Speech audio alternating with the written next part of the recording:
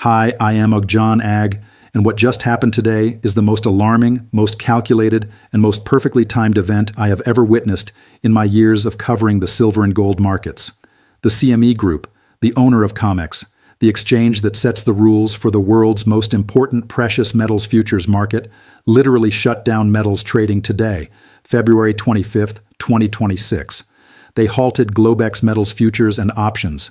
They froze silver. They froze gold. They froze every single metals contract, and they did it on a Wednesday, exactly 48 hours before February 27th, which is the March 1st notice day for silver, the single most important delivery date in years. They called it a technical issue. I am going to show you exactly why that explanation should make every single person watching this video deeply, deeply uncomfortable. Because the last time the CME halted metals trading, silver surged 127% over the next 60 days. Let that land for a second, 127%. And they just did it again. 2 days before the most consequential silver delivery event in modern history. This is not a coincidence. This is not a glitch. And after everything we have tracked together over the past several months, the COMEX vault drains, the 98% delivery rate, the 88 million ounces of registered silver, the 239 million ounces of open interest demanding that metal, you need to understand what today's halt actually means before tomorrow, before the day after, before February 27th arrives and the trap is fully set.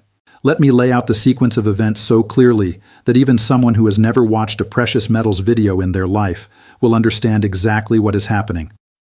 This morning at approximately 10:56 a.m. Eastern Time, Reuters broke the news. CME Group halted its Globex metals and natural gas futures and options markets, citing technical difficulties. Silver, gold, copper, platinum, all frozen. Bloomberg confirmed it. Metals would not resume trading until 2:45 p.m. Eastern. And at the exact same moment this halt was announced, silver had already broken above the $91 level for the first time since the massive post-crash recovery began. Gold was sitting above $5,200. JP Morgan had just this very morning raised their 2026 gold price target to $6,300 per ounce. The same JP Morgan that issued 99% of all silver deliveries in January. The same JP Morgan that, if you watched the previous video, closed 633 silver shorts at the exact bottom of the January crash. They raised their target to $6,300 today, and 2 hours later, the exchange itself shut down. You cannot make this up. You cannot write a script this dramatic and have anyone believe it is real. But it is real. Every single piece of this is documented and sourced, and I will walk you through every number. Here is the historical parallel that should be burning in your mind right now. The last time CME Group halted metals trading, silver was at $53.26 per ounce. Over the 60 days that followed that halt, silver surged 127%. Today, silver is at approximately $89.61. If the pattern repeats, and I am not saying it will, I am saying the setup is more extreme now than it was then, you are looking at the math yourself. The last halt happened before a structural moment in the market. Today's halt happened 2 days before the most critical first notice day in years. The parallel is not perfect. Nothing in markets ever is. But the timing is identical in its essence. The system freezes right before the pressure cooker hits maximum heat. Now let me give you the data you need to understand why February 27th is not just another date on the calendar. COMEX registered silver inventory as of February 20th stood at 88.19 million ounces. Not 100 million, not 103 million. 88.19 million ounces. That is a floor we have not seen in years. And that number came before today's halt, before today's price surge, before the incredible reality that February, a minor silver delivery month, the quiet month, the month that is supposed to see minimal delivery demand, already saw 50 million ounces leave COMEX vaults.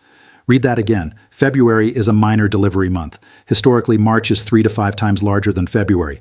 If February just drained 50 million ounces, and March comes in even at 3 times that, you are talking about 150 million ounces of delivery demand against 88 million ounces of available registered inventory.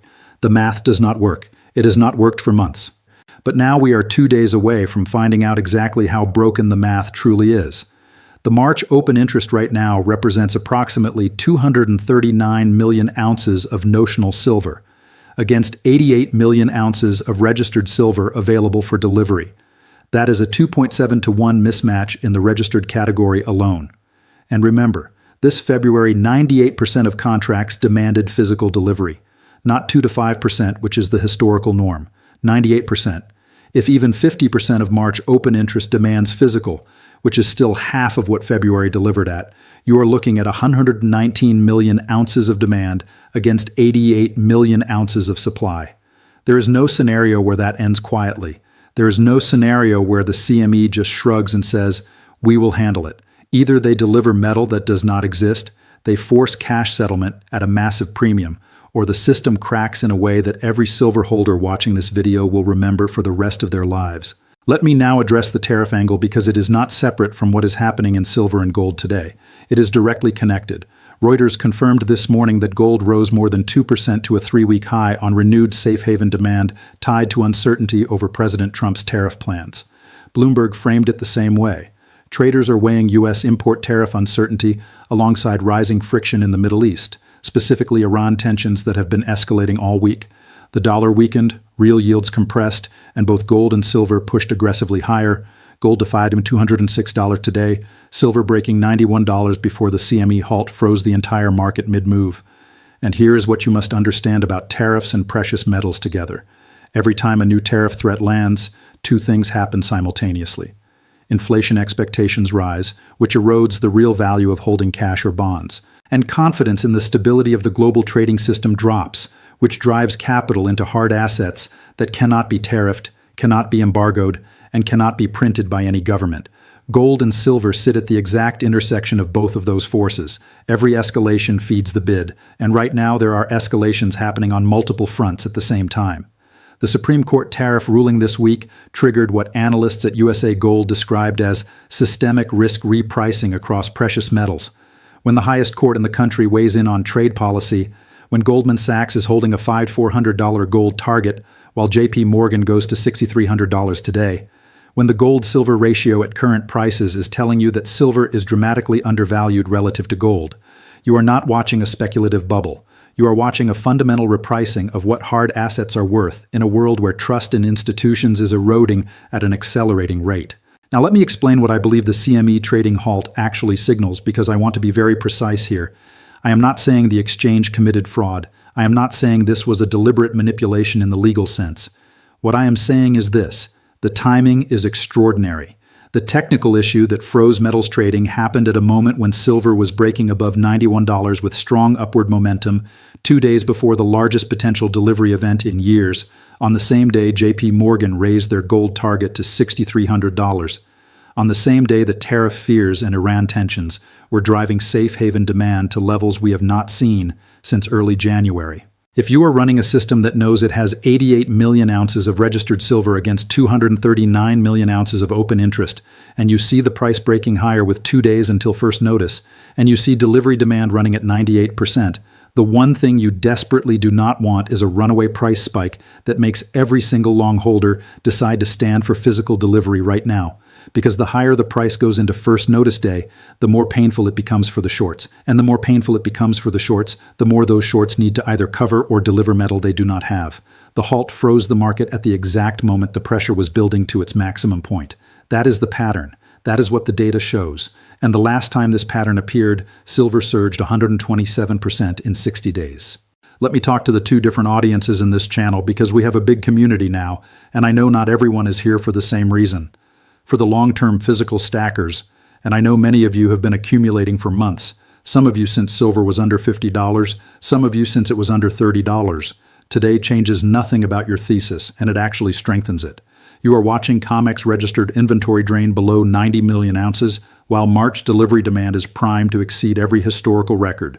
You are watching the CME freeze the market 2 days before first notice.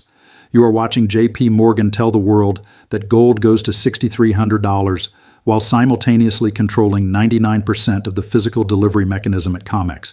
You are watching tariff chaos, Iran tensions, a weakening dollar, and Goldman Sachs holding a $5,400 gold target. None of that is noise. All of that is signal.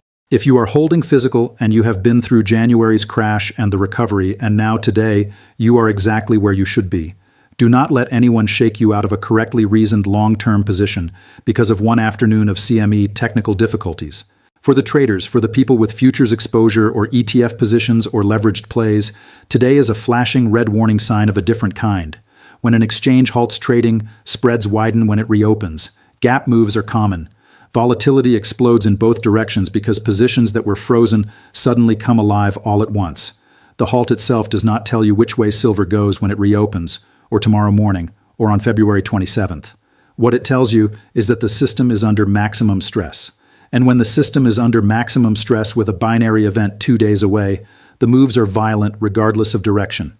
If you are holding futures positions through February 27th without adequate margin buffers, without defined risk parameters, without a plan for both scenarios, a squeeze to $100 plus or a forced cash settlement that temporarily suppresses price, you are gambling, not trading. Know your position size. Know your exit. Do not let the narrative, including this one, override your risk management. Now, I want to connect the COMEX situation to what is happening globally, because the silver story in 2026 is not just a COMEX story, it is a multi-continent story, and the different pieces are telling the same message from different angles. Total COMEX silver inventory has fallen from 532 million ounces in October 2025 to 366 million ounces as of February 20th. That is a 31% decline in 4 months. The registered category specifically dropped from 167 million ounces in October to 88 million ounces today. That is a 47% collapse in the available for delivery silver in just 4 months. While that collapse was happening, China implemented export restrictions on January 1, 2026, requiring state licensing for silver exports, effectively locking 60 to 70% of global refined silver production inside Chinese borders. Shanghai silver premiums, even after all of the volatility we have seen, have not collapsed. They have stayed elevated. When the world's dominant silver refiner restricts exports while Western inventory drains, there is no mechanism by which supply suddenly appears to solve the COMEX problem. The silver that is not at COMEX is either in China behind export restrictions, locked in dealer vaults with 8 to 16-week delivery wait times, or sitting in SLV and PSLV ETFs where it is allocated and not available for COMEX delivery. Physical supply that is not at COMEX is not COMEX supply. That sounds obvious, but it is a fact that paper traders constantly ignore until the moment it is too late. Silver lease rates have exploded from 0.3% annualized earlier this year to over 8%. That is a 27-fold increase. Lease rates only spike like this in one scenario, when holders of physical silver refuse to lend it at normal rates because they believe the risk of not getting it back is real. When lease rates are at 8%, the market is telling you that physical silver is incredibly scarce, and the people who have it are demanding enormous compensation to part with it even temporarily. That is not a paper market signal. That is the physical market screaming what the paper market keeps trying to deny. Silver Eagle premiums at retail dealers are still running between 20 and 100% above spot. Dealer backlog times remain weeks to months. The Perth Mint, the US Mint, SD Bullion, APMEX, the physical market has not normalized. It has not snapped back to the old world, where paper price and physical price were the same thing. That world is gone. And now, on top of all of this, on top of the inventory crisis and the lease rate explosion, and the China export restrictions and the dealer backlogs and the 98% delivery rate, on top of all of it, the CME halted trading today, 2 days before first notice. And then JP Morgan, the bank that issued 99% of all January deliveries, told the world this morning that gold is going to $6,300 by year end. Think about the message embedded in that announcement. If you are a bank that controls the delivery mechanism, if you have already been issuing the metal, if you know better than anyone what the inventory situation looks like at COMEX, and you tell the world publicly that gold is going to $6,300, what does that tell you about where they think silver is going? JP Morgan's own research from their February 2026 outlook noted silver's 130% plus rise and described structural conditions that remain intact. Their own analysts called the supply deficit situation extreme. These are not fringe voices. These are the people inside the system, describing the system, while simultaneously controlling the delivery mechanism of the system. Here is the unresolved tension that you need to sit with going into February 27th. The registered inventory is 88 million ounces. The March contract open interest is 239 million ounces. February delivered 50 million ounces in what is supposed to be a quiet minor month. March is historically 3 to 5 times February in delivery demand. The CME halted trading today with 2 days to go. JP Morgan raised gold to $6,300 today. Tariff chaos is accelerating safe haven demand. Iran tensions are rising, the dollar is weakening, and silver just broke above $91 before the halt froze it mid-move.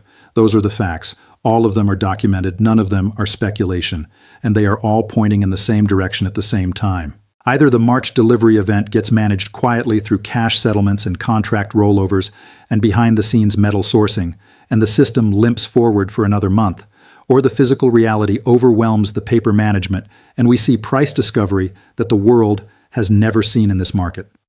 I do not know which scenario plays out. Nobody does. What I know is that the setup for the second scenario is more extreme right now than at any point I have tracked in this market. 3 things I am watching between now and the end of February. Number 1, the CME reopening today. When metals resume trading at 2:45 p.m. Eastern, the first 30 minutes of price action will tell you something critical. If silver gaps higher and pushes toward $92 to $93 on strong volume, institutional buyers are using the resumption as a signal that they intend to stand for delivery and want exposure before the squeeze becomes obvious. If silver gaps down and gives back today's gains on the reopening, it means someone used the halt to unwind positions and the pressure is being released artificially heading into first notice. Watch the volume, watch the direction.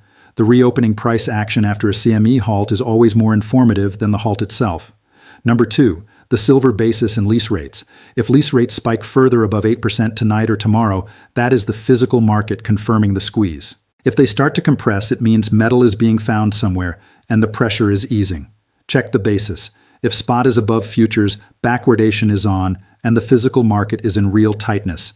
Backwardation in silver with first notice 2 days away and 88 million ounces registered against 239 million ounces of open interest is not theoretical tightness. That is structural crisis territory. Number 3, the first notice numbers on February 27th. This is the event. When first notice day hits, the market will see how many contracts are standing for delivery. If the number comes in below 50 million ounces, the system is managing it. If it comes in above 100 million ounces, the system is at maximum stress. If it comes in above the registered inventory itself, above 88 million ounces, then we are in uncharted territory, and no amount of technical issues on CME's Globex platform will be able to pause what comes next. I want to say something directly to anyone who has been skeptical of this entire narrative, anyone who has been watching from the sidelines thinking this is all overblown. The CME halted metals trading today. That is not a theory. That is Reuters. That is Bloomberg. That is the CME's own statement. The last time they halted trading, silver was at $53.26 and surged 127% in 60 days. That is not a prediction I am making. That is the historical record. COMEX registered silver is at 88 million ounces. That is not an estimate. That is the CME's own published inventory data as of February 20th. February delivered 50 million ounces in a minor delivery month with 98% standing for physical. Those are the delivery statistics from the exchange itself.